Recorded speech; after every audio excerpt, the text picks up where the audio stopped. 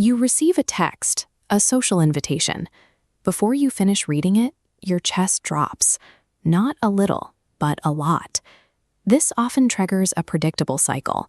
You say yes out of a sense of obligation, then spend the following days mentally rehearsing the event. When you finally arrive, you white-knuckle your way through the small talk, counting the minutes until you can leave without appearing rude. You return home feeling completely hollowed out. There is a significant, uncalculated cost to this cycle. A high-stimulation Saturday night often demands a total recovery day on Tuesday, a period of low stimulation and silence required just to return to your baseline self. Because society frequently equates availability with being a good person, introverts often internalize their own natural limits as character flaws. They treat a biological need for solitude as a symptom that needs to be fixed. This reaction to social crowds is rooted in a specific biological hardware difference. It has little to do with personality quirks or shyness. Scientists use the term sensory processing sensitivity to describe this. It means an introvert's nervous system naturally absorbs and processes environmental data at a much higher volume than an extrovert's. In a crowded room, your brain actively sorts a massive influx of data. Faces, overlapping voices, and body language process simultaneously. Doing more work rapidly drops your energy gauge, burning cognitive fuel just to stay present. This metabolic depletion is a direct response to actual physical stimuli. It is distinct from social anxiety, which is characterized by the anticipatory fear of judgment or perceived threats. Leaving a high-stimulation environment is an act of resource management.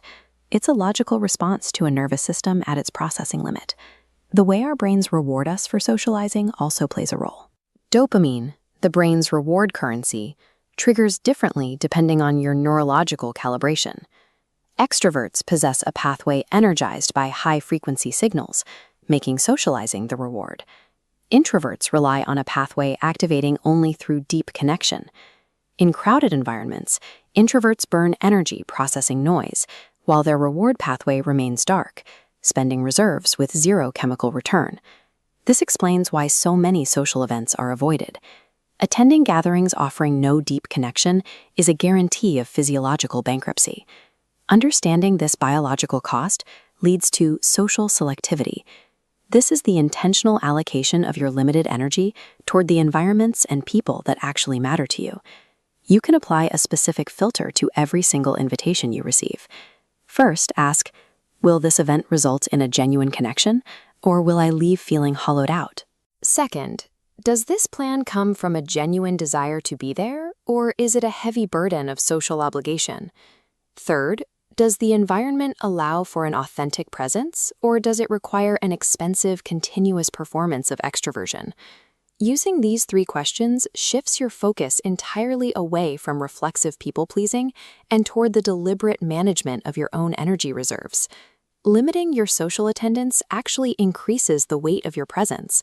When you show up less often, your arrival carries more significance because it was a deliberate choice rather than a reflex. There is vastly more value in a friend who shows up once a month fully charged, attentive, and entirely present than in someone who attends every event but remains mentally checked out. You can establish these boundaries using short, warm, and definitive statements. Saying, "I'll sit this one out," or "I need a quiet night," prevents the long explanations that lead to unwanted negotiations. Purposeful solitude provides the quiet environment your nervous system requires to settle and recover. It is the active space where you regain your capacity for connection. Protecting your energy is a form of self-respect. By being selective about where you go, you ensure that when you do show up, you are offering your most authentic and present self.